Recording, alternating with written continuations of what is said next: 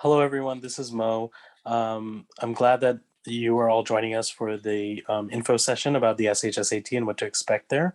I'm just going to begin shortly at 7 o'clock, so just hold tight for 5 more minutes and then we'll get started. Thank you.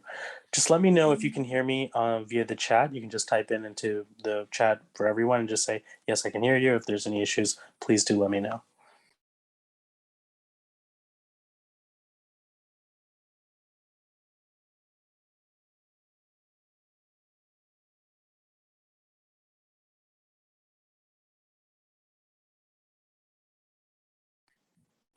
Thank you. Glad to know that my mic is working great. Thanks.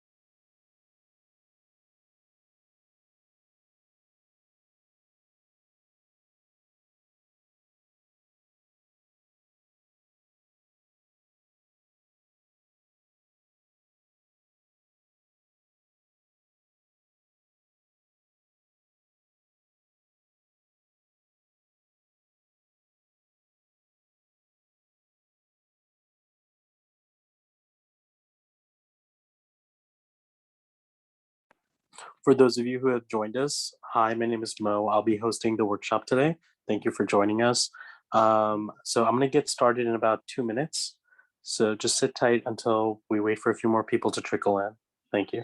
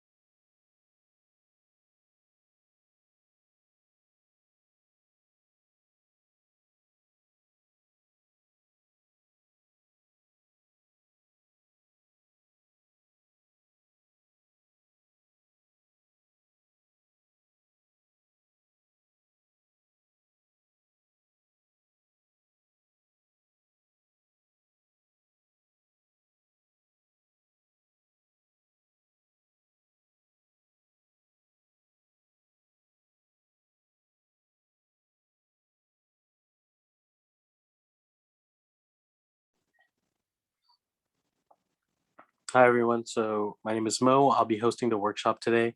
I just wanted to give you all a heads up. We're still waiting for a few more people to join in, but we're going to begin promptly in about a minute.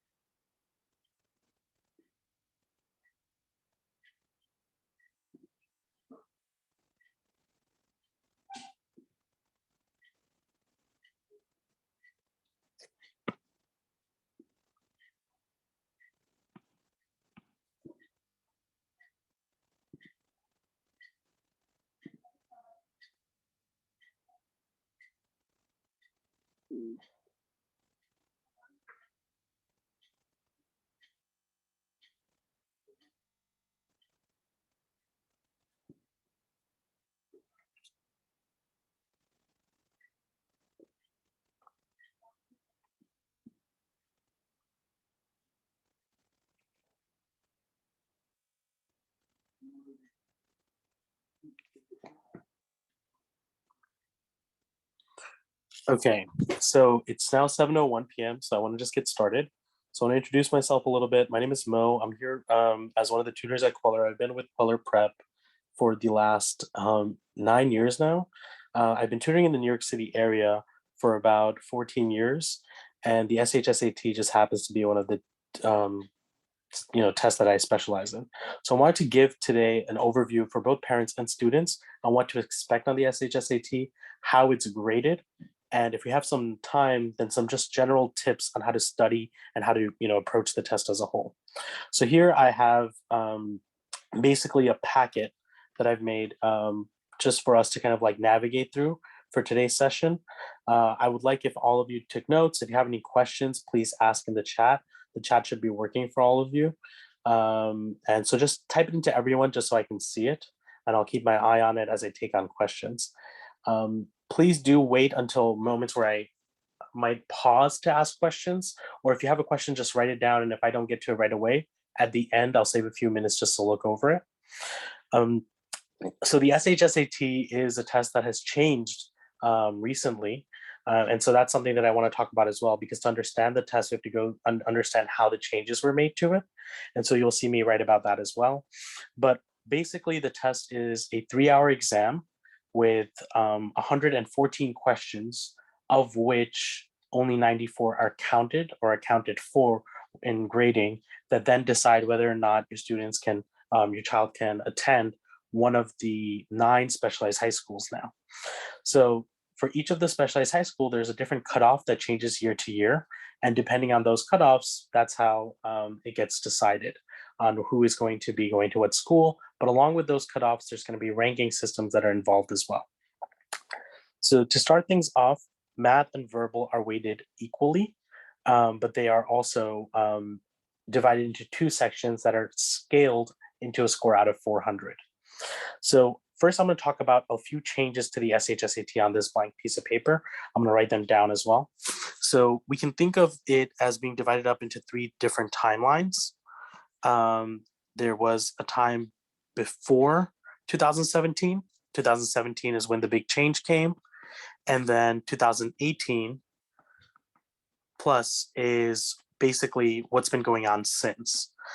So this is to now, and as far as we know, the test will remain the same come during the fall.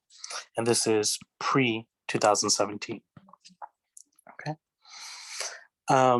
With all that being said, let me just break down how the test used to be and then how it's changed over the years and what does that mean for grading as I dive into that as well.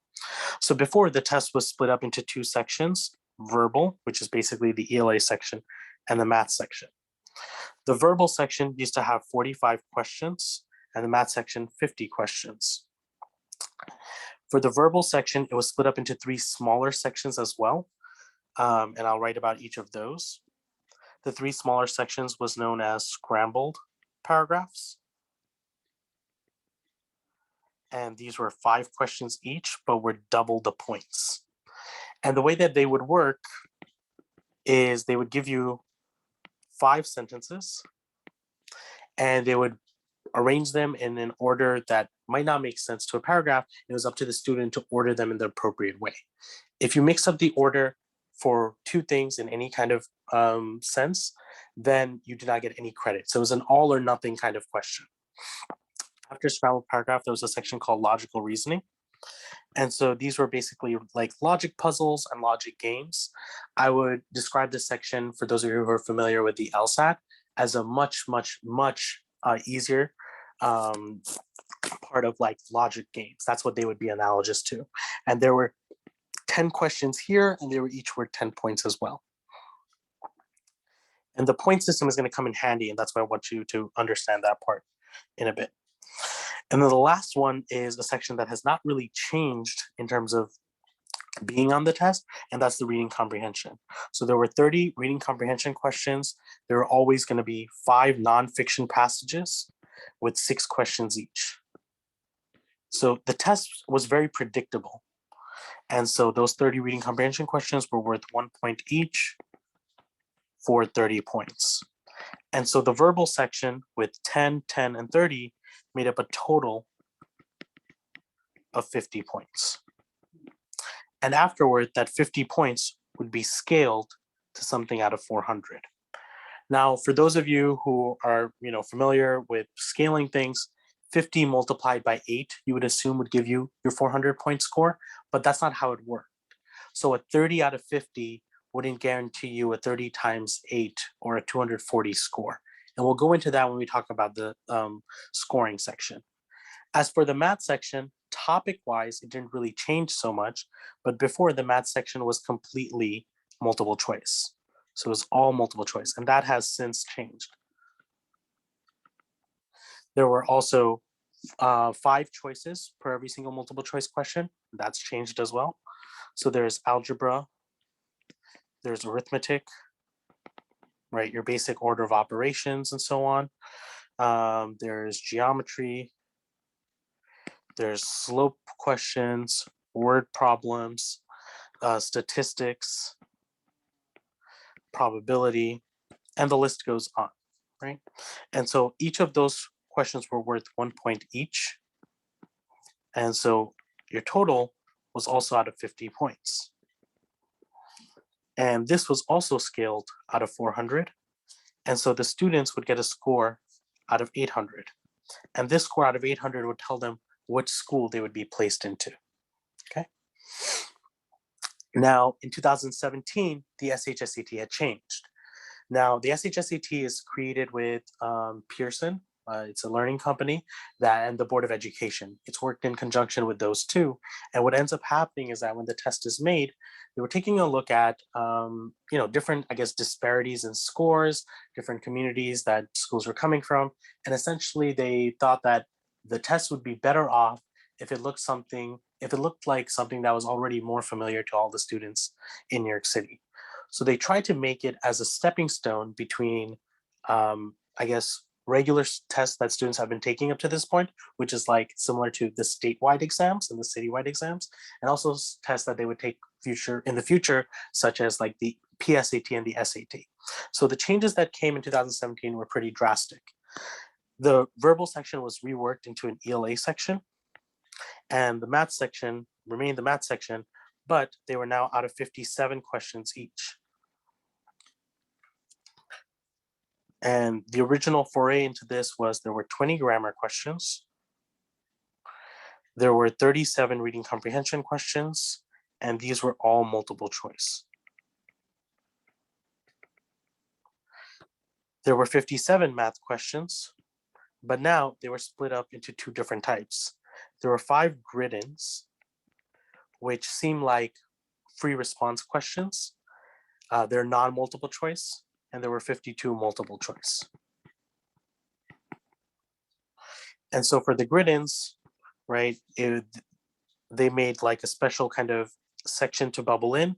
This is something that's been on the SAT for a long time, and so they adopted this same method. So like, for example, if something is negative, you can bubble in the negative thing here, or you can either put in a fraction symbol, 1, 2, 3, 4, 5, 6, 7, 8, 9, and 0. So if your answer was, for example, 11, the way you would bubble it in is you would circle 1 and 1, and then write 11 here to grid in the answer. Still, each of these sections were scaled out of 400, even though they were now out of 57 questions. And out of the 57 questions, each one would only have 10 questions from each one would not count. So they would only have 47 questions count. So the key thing here was that now there were 10 experimental questions.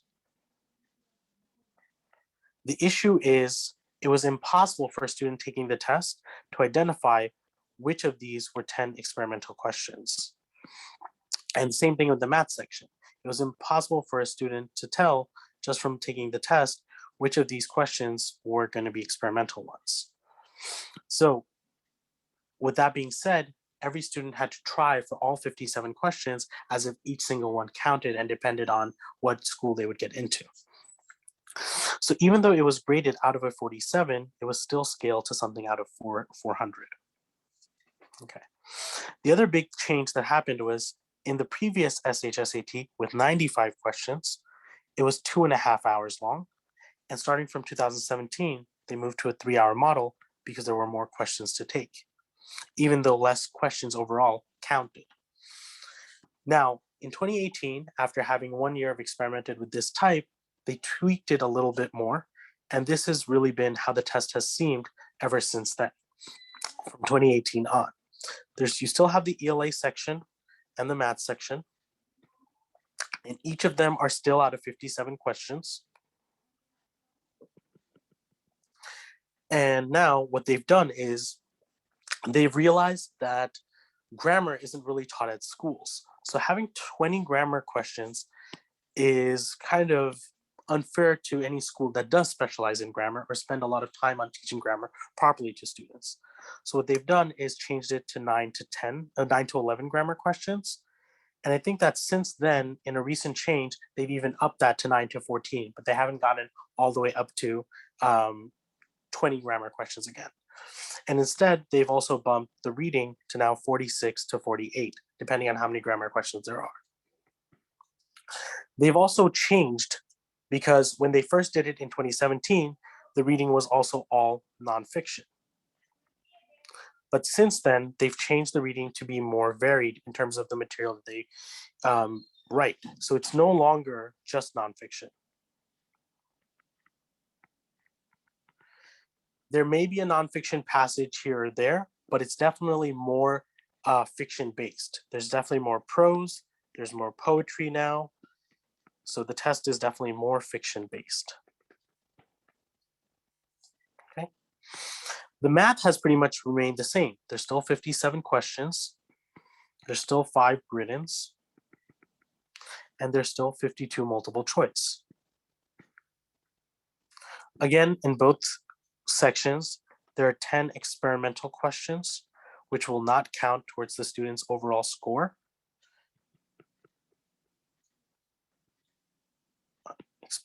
Sorry. 10 experimental questions, which will not count towards the student's scores. So really, it's still out of 47 points, or out of 47 in terms of a raw score.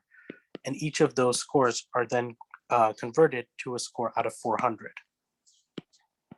And that score out of 400 is then added together to give the student, same as before, a score out of 800, which then determines what schools they will be placed into. Okay. So now, why is this all important, right? Why not just focus on the changes from 2018 on? Well, to understand that one thing has not changed since before, and that's that scaling out of 800. Because it's important to understand how the test is graded so that you can understand how to best take advantage of your skill set on the test. So what I'm going to go now is talk about how the test has been graded in years past and how it's been graded since then. The other big changes, I think I mentioned in passing, but I didn't write it down anywhere, and I want to do that here, is that before there were 5 choices per multiple choice question, but since 2017, there are only 4 choices per multiple choice question. There's no penalty for guessing. What that means is that if you get something wrong or you leave it blank, you gain 0 points. But if you get something wrong, it's not like you lose points.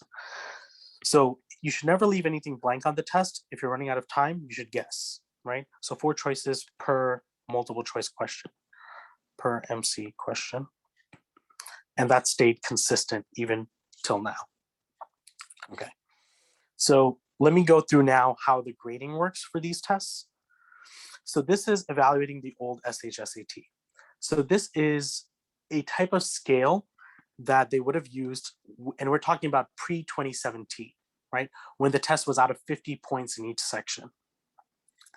This is important so that you understand how the test was graded and how it is continued to be graded. This exact scaling chart is not one that they used for every single exam. For every single exam, the scaling chart would change based off of how students that year did. So I'm just going to use this as an example. If I had a student who had gotten a 70 out of 100 points pre-2017,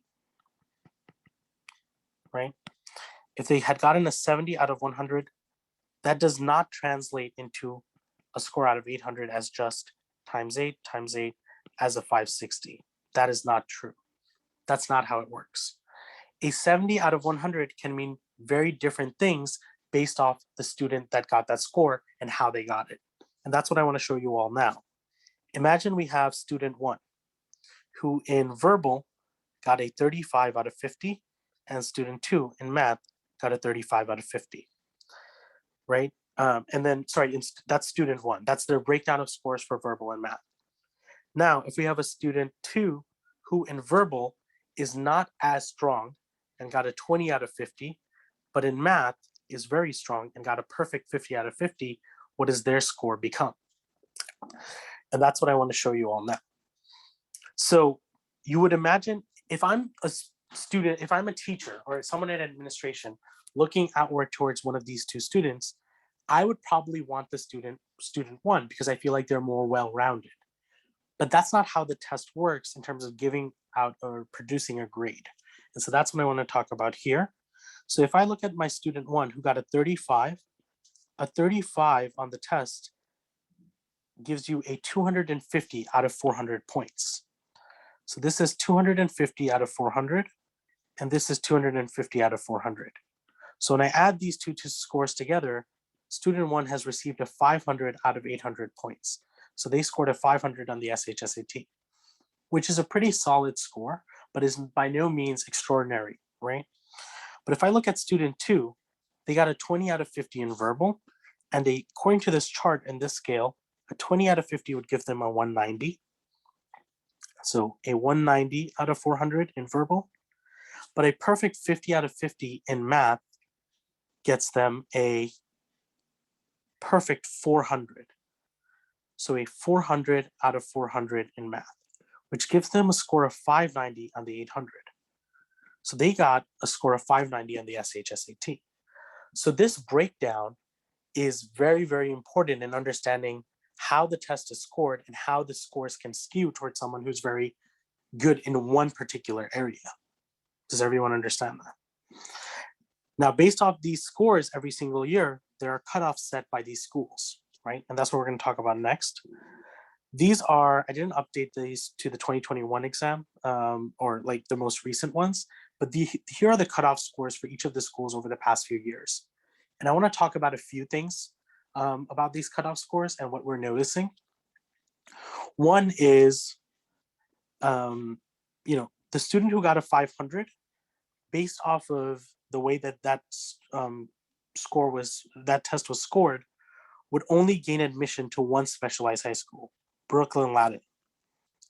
But the student who got a 590 would have the opportunity to gain acceptance into any one of these schools because the highest cutoff was a 566.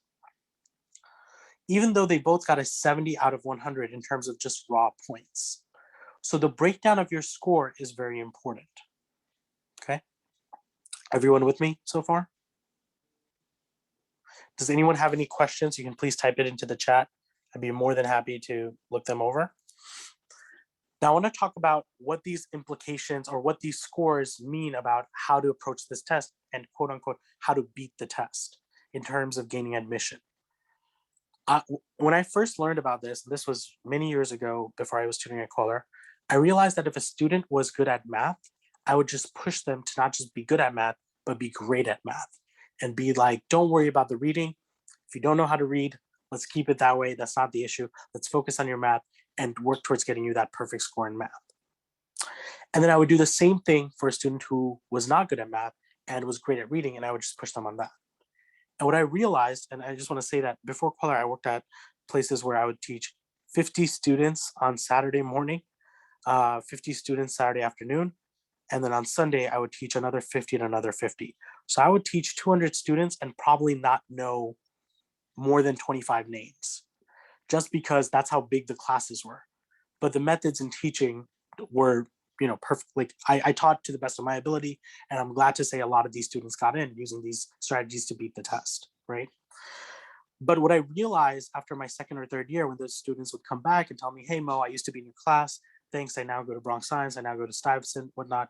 I realized that they were struggling in school because what I had not done is not set up a good foundation for how they should be studying reading comprehension in general, or just reading or English.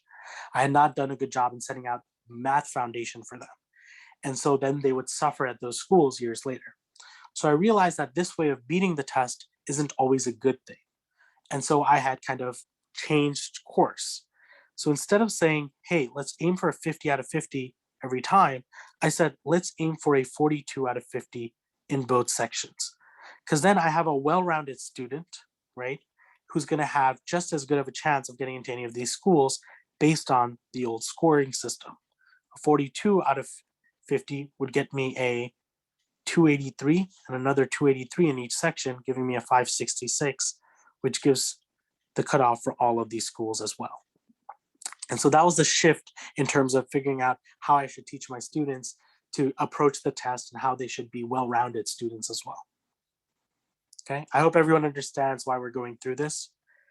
Now, things have changed because this chart one that I showed you, no longer makes sense in a test where only 47 questions count.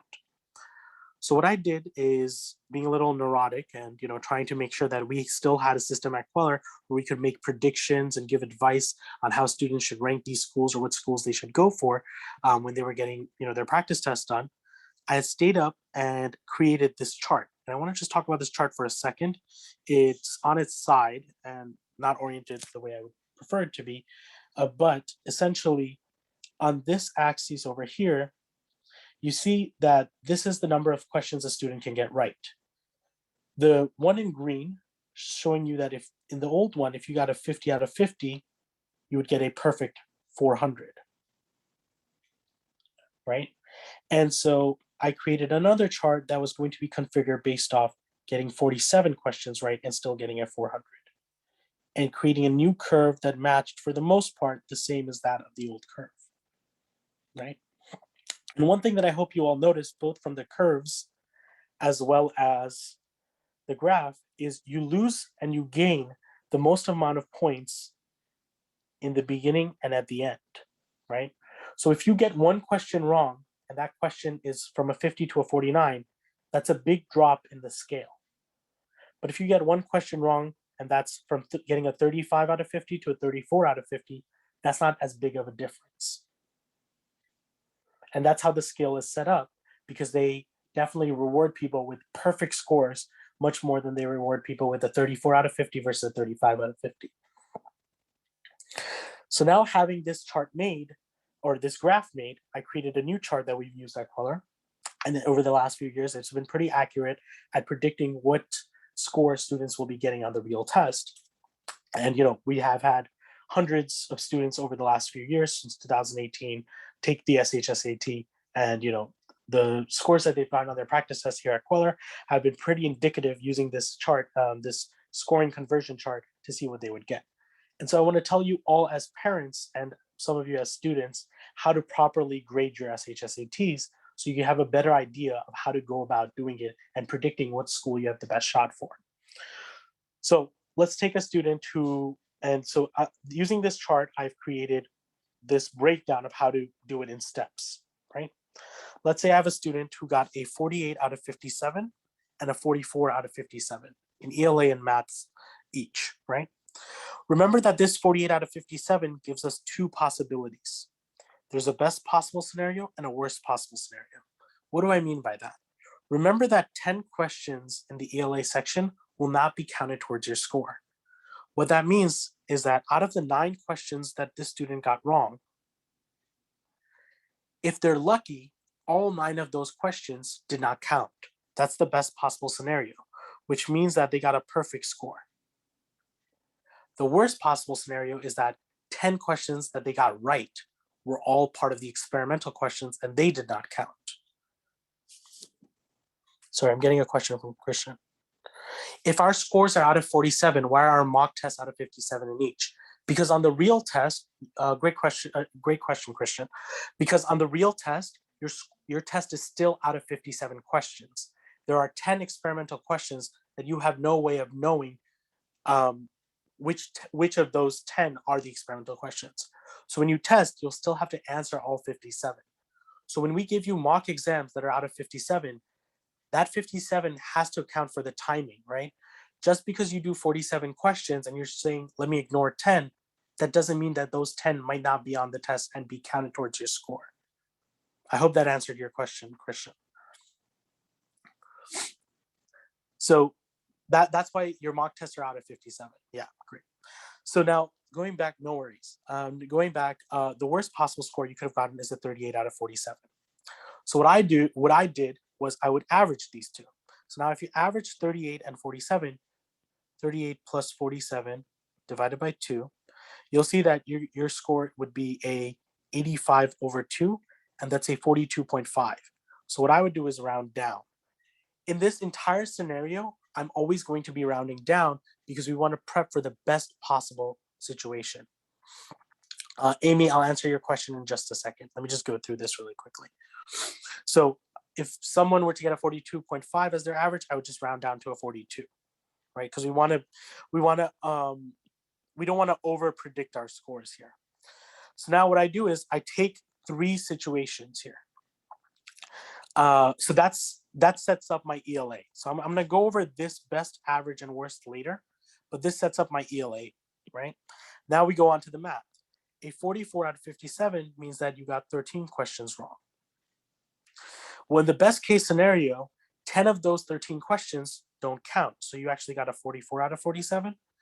And in the worst case scenario, all 13 questions you got wrong count. And so 10 of the questions you got right don't count. So you got a 34 out of 47. And we'll talk about that as well, Anya. So then if you average 44 and 34, you get a 39 out of 47.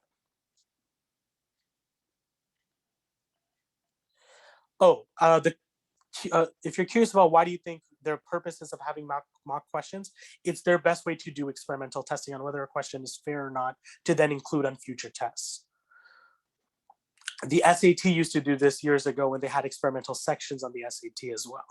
So this is just their purposes of creating questions and then possibly using them on a later test by having them fielded and tried out by students. Okay. So now that we have scores, I want to show you all a trend that's going to occur in terms of predicting your score.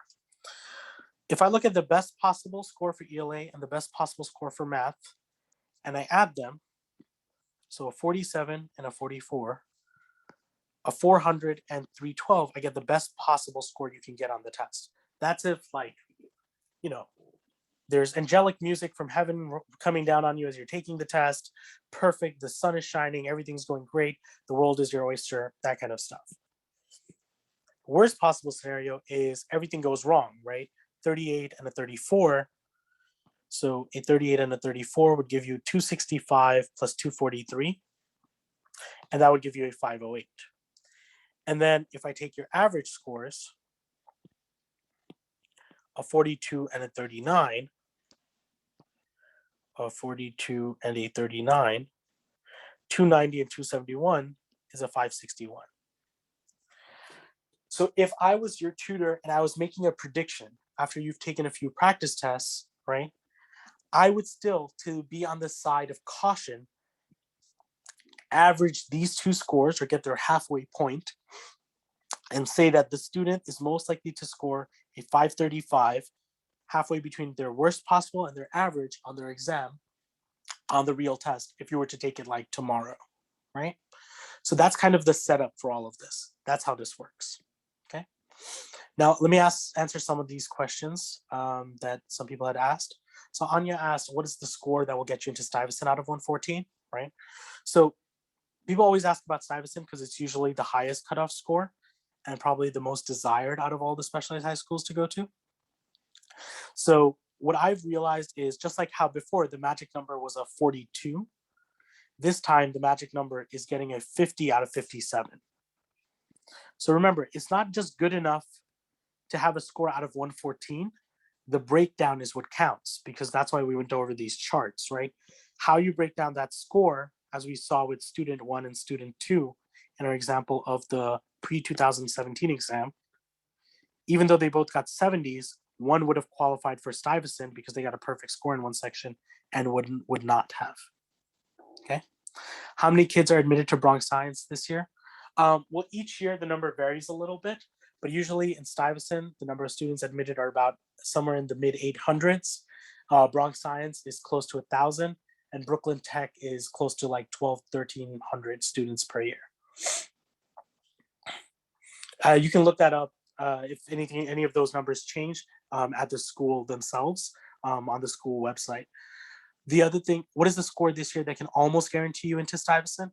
There's no such thing as an almost guarantee, because remember, all of these cutoffs are set by two factors.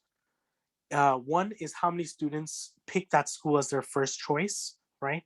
So how many students desire that school, and the other one is how everyone feels about the test. How do you know if a question is a test one? There is no way that you can figure out if something is a test one. Admissions to all specialized high schools are only solely based off the SHSAT, the only exception being LaGuardia, where you give a portfolio for either something in arts or, because it's an arts-based school, so it can be something, depending on your medium, either in theater, either in painting or music or any others. 560 was the cutoff for Stuyvesant this past year. So yeah, it changes. So let me go through what these changes, because I wanted to also go through about, talk to you all about what the changes over the years mean. So remember how the test had changed around 2017? So, and these are predictions that I'm making, right? What are methods we can use to get into Stuyvesant? I'll be going over those if we have a bit more time. Okay, so you'll notice that from 2011 to 2017, scores to get into Stuyvesant started to go down. And that may be because of two things. Stuyvesant might not have been as desired of a school, which I highly doubt, because Stuyvesant has time and again been as desired, or the test has increased in difficulty. If the test increases in difficulty, the cutoffs have to be lowered because not as many people are reaching their high cutoff marks. After the changes that came in 2017, you'll notice that the score started to go up. And that's because I feel in a lot of ways, the test got a little bit easier, right? Because with the addition of the grammar section, with there being more reading comprehension, a lot of the early tests, scrambled paragraphs and logical reasoning, were unfamiliar to a lot of students because they're not present in what you learn at school. So that's what had happened. The other thing that you'll notice is trends. So one school in particular that I want to look at is High School for Math, Science, and Engineering. This is at City College. It's a great school, right? It's a fantastic school, and it's a very small school. So when it first came out, right, when the school was first created, it didn't really have a big name for itself. But you'll notice that in 2011, the cutoff being 498, and now it being a 523, there's been a huge jump in that school being desired. Same thing with Staten Island Tech. Being located in Staten Island, a lot of people don't want to. If being in Staten Island, a lot of people don't want to commute there. But over the years, that school has been doing increasingly well in terms of sending students to college, having high average SAT scores. And you'll notice now that the cutoff to get into Staten Island Tech is much higher. Okay. Another question is, if you get a total of 6 wrong questions on the test, will Stuyvesant still accept you? A total of 6 wrong, I would have to assume yes. But remember, it has to be about consistency. And I'll talk about how do you know which school you're probably a best fit for based off your scores, and when do you know that? Are Queller Prep tests an accurate representation of what you will see on test day? Just like the tests that vary year to year, I think Queller Prep tests vary year to year as well. So Queller Prep tests vary as well in terms of they're an accurate representation of what types of questions you'll see on test day. Difficulty-wise, some Queller tests are a little bit harder than the real test. Some are maybe a smidge easier, but most of them, if not all of them, are probably at level or harder. The reason why we go for harder tests as Queller is to over prepare you for the exam, so that no matter what shows up, you're not uncomfortable by it. You're usually more than ready for it. How do you make sure you have enough time to bubble in your answers? What I like to personally do is I'll go through it as well. On a grid-in, for example, right? If this is like 1, 2, 3, 4, 5, I like to, while I'm taking the test, is if I got an answer 1 is C, I'll put this in as C, and then I will keep on going. Does Stuyvesant have its own test? No, it doesn't. If you get in, then there are placement tests to place you out of higher level math classes. So they do have tests like that. You answer one question, then bubble it in. Yeah, that's what I usually do. What should we be scoring around this time of year? So everyone's working differently depending on how long you've been preparing. That's different. I would say that since we're right in the middle of the summer and the test is going to be usually at the end of October, it's usually the third week of October. You want to be getting somewhere around the 80s out of 114, right? When is the SHSAT this year going to be? I'm not entirely sure. I think the Board of Education has announced it, that it should be in the fall. Other than Queller Prep, what are the tutoring centers do you recommend? I don't recommend any other tutoring centers other than Queller Prep. If I start prepping right now with no background knowledge, do you think I would have a chance to get in? Yes, Sophia, but you would need to put in a lot more work, right? It comes down to how many hours you put in at this point, right? I've seen students do nothing but the SHSAT for 4 or 5 months, and for them that wasn't enough. And then I've seen other students do the same exact thing, and that was enough for them. So it's definitely going to come down to you and how much work you're putting in. Sorry, I just joined, just caught that you said you need, no. So what I meant, someone had asked, what score should we be getting right now to be on the right trajectory to be getting into these schools? So I'm saying that if you have been preparing for a while, then right about now, with it being midsummer, having August and September and October to prepare, you should be getting somewhere in the 80s out of 114. How many hours daily do you think I should study? That depends. What is a good way to make your own practice tests? There really isn't. I think test making is a skill that's built years after years, right? I took a KP scores a few months ago, and the last test I took, I got a 645. What do I do now? You keep on working. Until you get perfect 800s, you shouldn't become complacent. Do you think the weekend summer camp class is comparable to the Monday through Thursday class happening during the same weeks?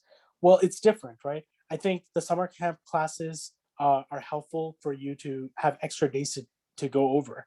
So I think that they're not comparable in that extent, but in terms of quality of work that you're going to get, it's going to be the same.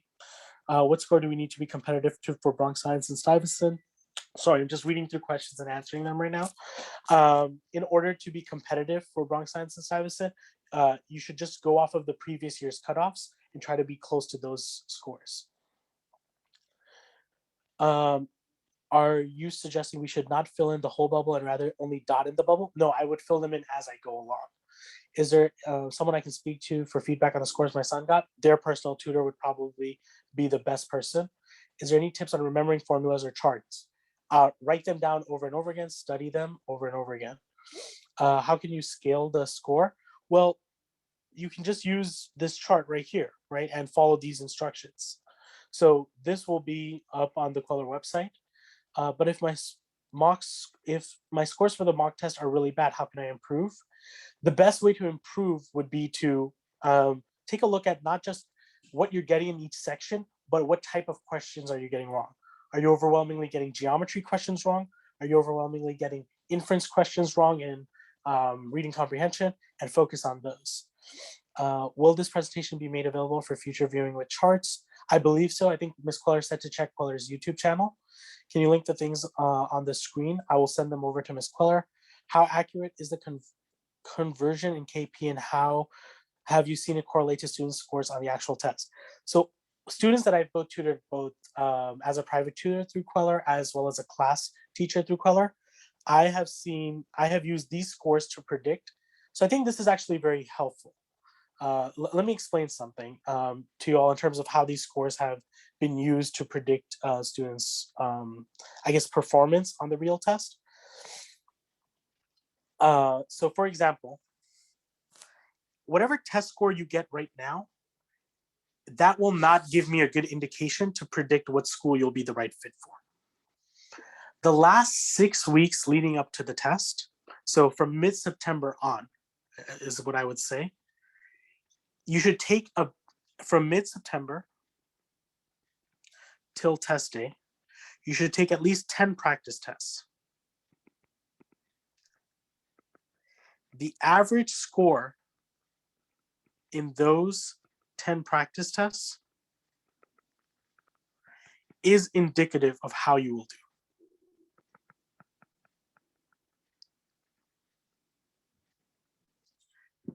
Right? So what I've had students do in the past is basically follow this plan. They'll take 10 practice tests in the last 6 weeks leading up to the test, right? Sometimes 2 tests in 1 week, sometimes 1 test in a week, depending on if there are holidays or whatnot, and organizing their time. And we'll go over them. And essentially, whatever score they've been getting after calculating, right? That's what I will then make a prediction. So if I have a student who's consistently getting like a 540, I would say that, okay, it looks like based off these cutoffs, Stuyvesant might be a reach school for you, but it seems like you would be a great fit at Bronx Science or at the High School of Science at your college. Of course, students also and parents also have their own desires of which school they want to go to based off of location, right? And making the right prediction in terms of what schools to rank is also important because that's how matches are created. So I'm just going to look back at the questions. What if I run out of time and have to guess the rest of the answers? You have to guess. How many kids will be taking the SHSAT this year? Every year, roughly about, I think 30,000 students take the exam. Is the math worth more than the reading? Nope, they're both scale out of 400. What if the questions that I get wrong feel random? How do I know what to work on? So if they feel random to you, you should probably have your tutor look at them because they're trained to spot patterns within the questions that you get wrong. What should the average score for the 10 practice tests be? Well, that depends, right? It depends on what schools you're aiming for. Does Stuyvesant accept a score below 10 wrong, or does it have to be 6 to 0 questions wrong? It changes year to year, so that's hard to predict. Ryan, how many poems are most likely going to get on the test? The poetry can, it can vary. You can get 2 poems or 1 or 3, but I've never seen a test or heard of a test with more than 3 poems on it, or even actually more than 2. Could you run some scenarios with different scores? For example, if a student scores around 500, how should they make their choices? In which order would you recommend? A 525 or a 550? That's hard to say. If they're getting a 550 right, so it depends. So if they're getting a 550 right now, I would put Stuyvesant. I wouldn't put. It depends because if their first choice school is Stuyvesant, then I would put Stuyvesant first in one of 2 scenarios. So someone had asked, what if a student is getting a 550? How would you ask them to rank their schools? If they're willing to make the commute to Bronx Science, because I don't know where they live, then I would say put Stuyvesant first and put Bronx Science second. Because if on the offhand chance that they do get a score good enough for Stuyvesant, then they can go there if that was their first choice all along. And then they can aim for Bronx Science because it has so many seats that they're most likely to still get a spot. However, if they wanted to go to the High School of Math, Science, and Engineering, then I wouldn't put Stuyvesant first because the High School for Math, Science, and Engineering, HSMSE, has a lot fewer exams. It has a lot fewer slots. So the chances of you getting that as your second slot is a lot slimmer than had you put Bronx Science. The next question was, is the written math questions worth more points? No, there aren't. Chart 2 is the cutoff score or average score. It's the cutoff score for each year. Yes. Is Kennedy's test prep a good place to prep at? I'm not sure what that is. I'm going to always recommend Stuyvesant. Remember, it's not 800 slots. That's 800 something slots for Stuyvesant. Altogether, there are a lot more slots for all of these schools. Is there any way we can self-score our practice tests before we get the breakdown? I don't know what that question means, Christian. If somebody is in Hunter, would you advise that they sit for the SHSAT and strive for Stuyvesant or other specialized high school? So I went to Hunter and I sat for the SHSAT and I got into Sty. I ended up staying at Hunter just because I like it more. Is Hunter better than Stuyvesant? I think it depends. If so, is it too late to start with Queller? It's definitely never too late to start with Queller. You can, go into Queller, talk to Miss Queller and people there, and create a plan for yourself that works, right? So if you see that you need to be in the classes and also supplement it with private tutoring because you feel so behind, you can do that. If you just want to start with private tutoring from the beginning, you can do that. If you want to do the classes first and then go into private tutoring later, then that's fine. Is time a problem in this test? It depends, right? Because it's timing on any test is about building test stamina. So if you don't have test stamina, then you have to build that over time, right? If I ask any of you to go ahead and run a marathon right now, I don't know how many people would be able to. But if I told you you have a year and a half to prep and you properly stay on a regimen and you prep to run a marathon, almost anyone here can do it because the human body and the human mind are like amazing at adapting. So you have to train yourself to do it. Do you put the choices before or after you take the test? You put the choices before you take the test, or like right before you take the test. Is Staten Island Tech High School better than Bronx Science High School? I would say that they're different. I wouldn't say one is better than the other. I would say that they're at equal footing. Stuyvesant is my favorite school. Should I put it first? And my second favorite school is Bronx Science. That would also depend on what score you're getting. But remember, ranking the schools and trying to play the system in this way, I feel like at this point in time is not the right mentality to have. Because if you're trying to figure out rankings right now and not focusing on getting better on the material itself, then you're going to try to do the bare minimum to get by. And if on the day of the test something goes wrong and the bare minimum is not enough, you're not going to get into any school, right? Because you will have ranked things wrong and then also not done as well. So I think the better use of time right now is trying to figure out, okay, I need to get as many questions right as possible every single time. I have to do a better way of preparation. Put it first if it's your favorite. It's not about it just being your favorite. It has to be a good match with the score. Doesn't matter. Sorry. Doesn't matter if you start English or math first when it comes to the real test. It doesn't matter. You're given the whole test at once. And so you're asked to basically allocate and figure out how you're going to use your 3 hours to do so. When you rank, should you put the school that your scores are closest to first, or is there a smart way to rank the schools according to your scores?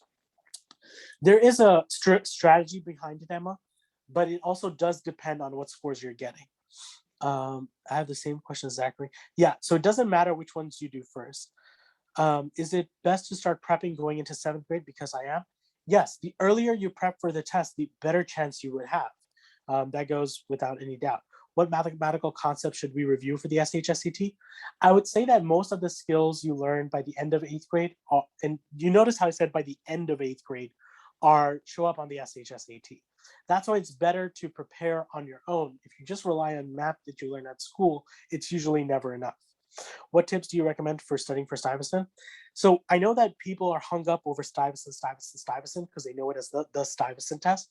But remember, it is the specialized high school admission test. So for the SHSAT, whatever brings you the most success in getting all of them right is what I would recommend for Stuyvesant, right? So it's one, understanding what your weaknesses are, turning your weaknesses into strengths by studying those particular topics, practicing even the easy questions so you don't make silly mistakes, taking lots of practice tests, right? Doing lots of workbooks and practice, studying every single day.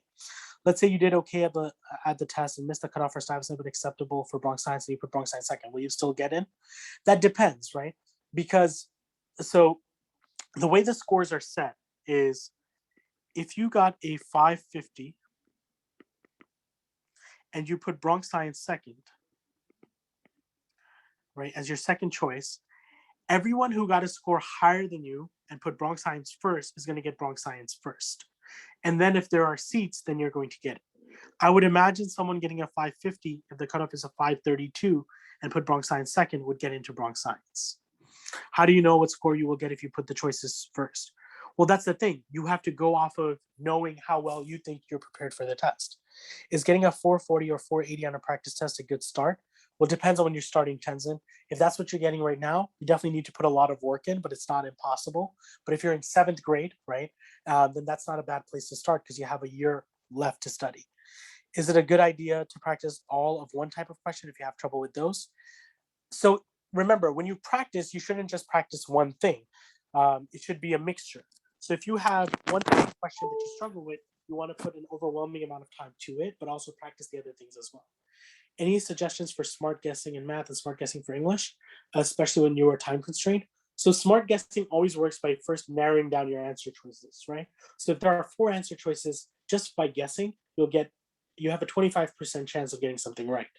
But if you don't guess, or if you just guess blindly, then you have a 25% chance right. If you're able to knock out 2 answers, then you have a 50% chance. So process of elimination is definitely helpful for smart guessing.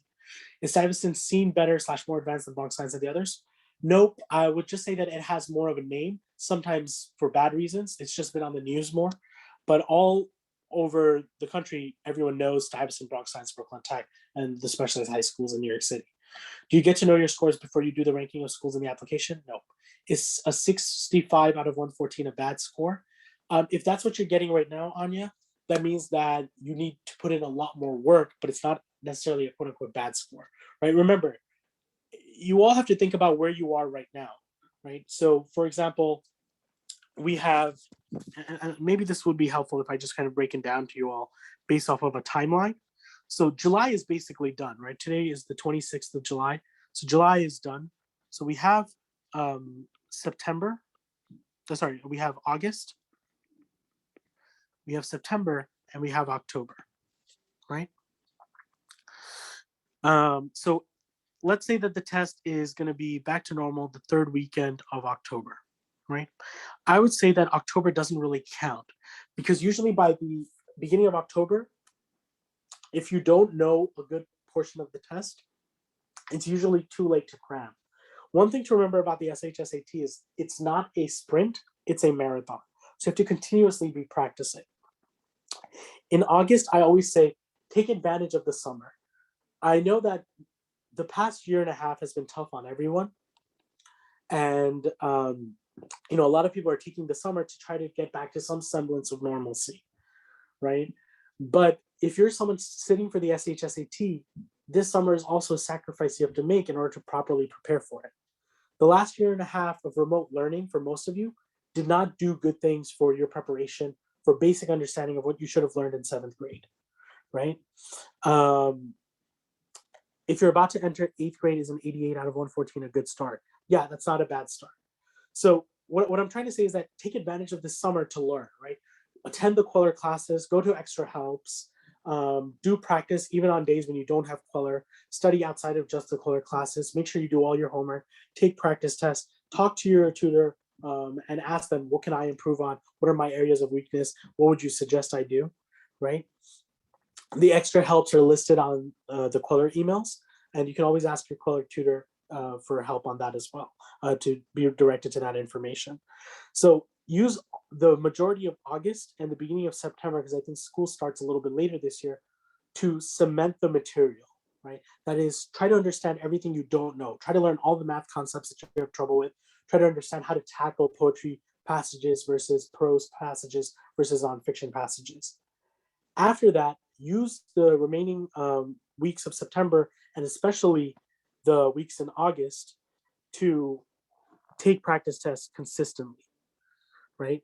If near the end of the test you're not taking practice tests consistently, even if you know the material, you won't have the stamina and the focus, right? What is the recommended subject to do first, math or reading? Personally, I always say, and someone had asked this earlier, is it better to be a little nervous or not?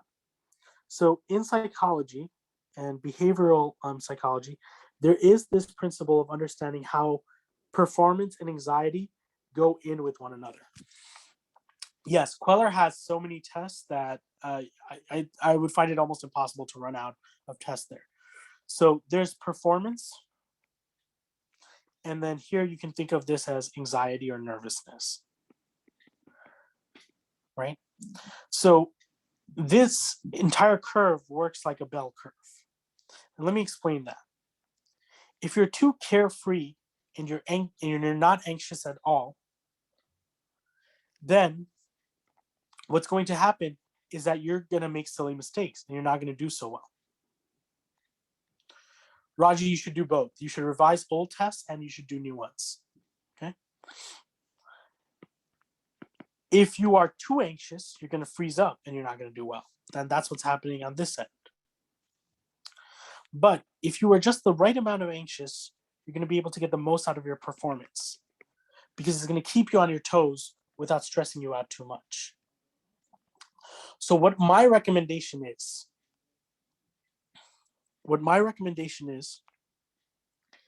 that when you start off the test, your anxiety levels for anyone, their nervousness levels are always very high because they're just starting a test. So I start my test with a section I'm probably a bit more comfortable with, whether that's the ELA or the math. So for me, if math it feels a little bit easier for me, I'll start with the math section first. And what happens is by doing the math section first, I'm a bit more comfortable and start slowly but surely, my nervousness goes down a little bit. And then I take after I'm done with that section, I go on and I'm in a rhythm and I start the next section. That's my strategy for taking the test in terms of what order. What are the main lessons you should be studying? There's way too many to list, John, and also it's impossible to say what the main lessons are for you, right? Because everyone is going to be working differently. How should I work on my pacing? So one thing that I recommend for students when they work on their pacing is think about how swimmers try to get faster, right? I use a timer, and instead of just the 3 hours, I try to beat my time, right? So I don't start off by saying I have to finish the test in 3 hours if it took me 4 hours to do it. I'm gonna say, okay, today it took me 4 hours. Next week it has to take me 3 hours and 55 minutes. And slowly I start shaving off some time. And I think that's a better way to, and more realistic way to get your pacing down. What if Stuyvesant doesn't accept me and neither does Bronx Science? Will all the other schools run out of spaces since I put them last? Yep, that is a possibility. That's why there's a strategy behind organizing. I have never heard of anyone getting their fourth choice on the ranking system. What if you spend the majority of your time doing the subject you're most comfortable in, then you have less time in the subject you're less comfortable in, and you have to guess a lot of questions? Well, the thing is that if you are more comfortable in one subject, you should not take as much time for that subject. It's relatively easy to identify math concepts, though, that one is weak and to focus on. Yeah, it is.